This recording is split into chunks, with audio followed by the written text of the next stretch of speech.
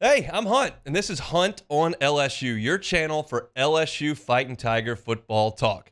Enjoy the video. We want you to leave a comment below, hit that like button, and subscribe right below the video. Enjoy. LSU and Missouri, 11 o'clock kickoff from Como. I was on the air yesterday in St. Louis, and their assertion to me, and I haven't gone and looked this up at all, was that this is the biggest home game Missouri has played since 2014. They played Arkansas in 14 with a chance to win the SEC East, and they think that this is the biggest game that Missouri has played since that day. That was, of course, 9 years ago. So LSU's going into what's going to be an impressive environment, relatively speaking. It still is Missouri. But they're 5-0, and they got there by beating South Dakota on a Thursday night to open the season, 35-10. Then they beat Middle Tennessee State, who's not very good, 23-19. Then they beat Kansas State, who's had a nice start to their season and is a well-coached team, 30-27 on the last-second field goal by Mevis. They beat Memphis in St. Louis by 7 points, 34-27. And they went to Nashville for the first time leaving Columbia and beat Vanderbilt 38-21 last weekend. So that's the start that Eli Drinkwitz and his team have gotten off to. I took Missouri under 6.5 in our SEC over-unders before the season started.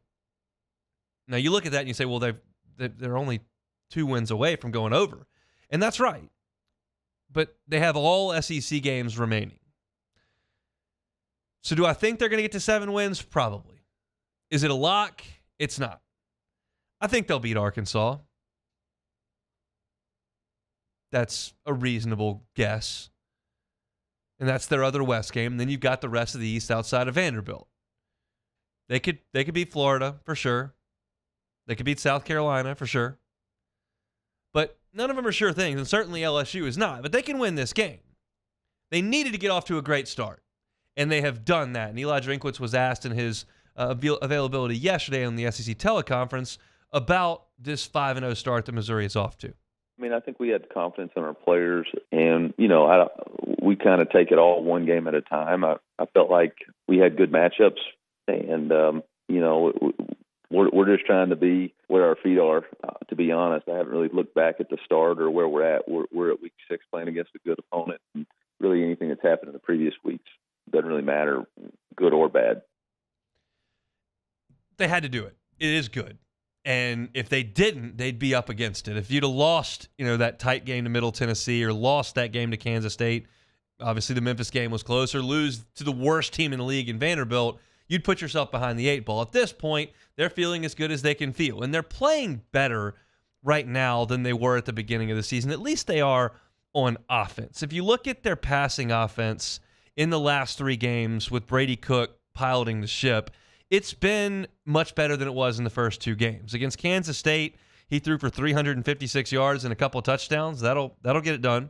Against Memphis, he threw for 341 and 2 touchdowns. That'll play just fine. Against Vanderbilt in Nashville, he threw for 395 and 4 touchdowns. Now, Vanderbilt's atrocious. I know that. You know that. Vanderbilt knows that. But that's still a solid day at the office. If you look at those 3 games, Kansas State, Memphis, and Vanderbilt, Brady Cook completing 73% of his throws for 364 per game, 8 touchdowns, no picks. That's about as good as you can do it. And quite honestly, Missouri's offense is running through its passing game right now. Cody Schrader's the running back. He's a transfer from Truman State. He's a little undersized. He runs really hard. Is he really talented? No, he's not. Against Kansas State, he had 10 carries for 59 yards. Against Vanderbilt, he had 16 carries for 60 yards. Like, they're not running the ball great. Cook ran it well at the end of last year when he kind of had to. They didn't really have anything else they could go to. But right now, the passing game is where their bread is buttered. And I gave you all those stats on Brady Cook. But by now, this point in the week, you know where this thing is headed. And it's headed to Luther Burden III. Luther Burden III was one of those must-get recruits. And if you're LSU and a 5-star gets away, at times you can offset that pretty quickly. You don't always. I wouldn't sit here and tell you that when Landon Collins went to Alabama and became an All-American and an early-round pick and a Pro Bowl safety, LSU went and got Corey Thompson. Oh, it's all fixed. No worries. I'm not feeling great about the fact that you've got a 5-star defensive lineman from Acadiana who's is committed to go play for the Dorks in College Station. That's not nice. I shouldn't say that, but it's just that happens sometimes.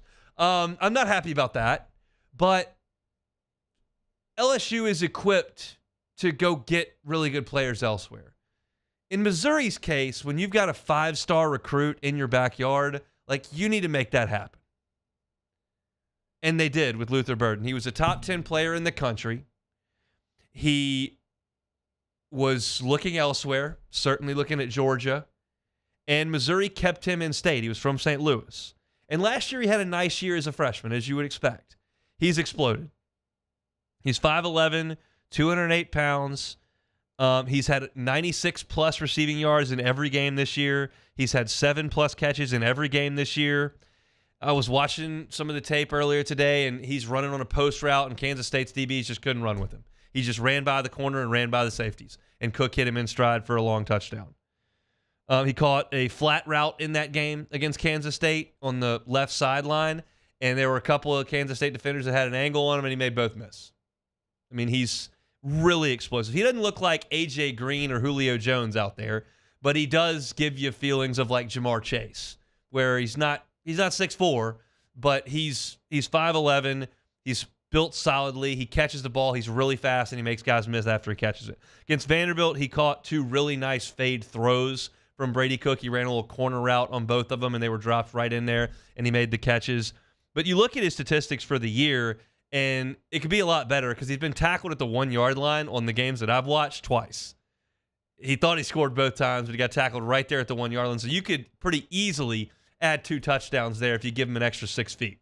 But he didn't get there. But he's been fantastic. And Drinkwitz was asked about Burton's emergence this year as a sophomore. You know, last season he faced adversity on the football field for probably the first time in his life. Luther's always been the best player on his team. And when he got here, he got dinged up, he got injured, he was fighting through injuries, and he wasn't necessarily having the success that maybe he thought was just going to come. And you know what? Sometimes you have to face adversity and you have to respond. And the way he responded has elevated his level of success. And you know, we talk about it all the time. There's just different phases of growth. And, you know, when you face adversity and you overcome it, your confidence grows. And I think you see that with the way he trained this offseason, the way he practices right now. He's an elite practice player. And I think that translates to the performance that he has on the field.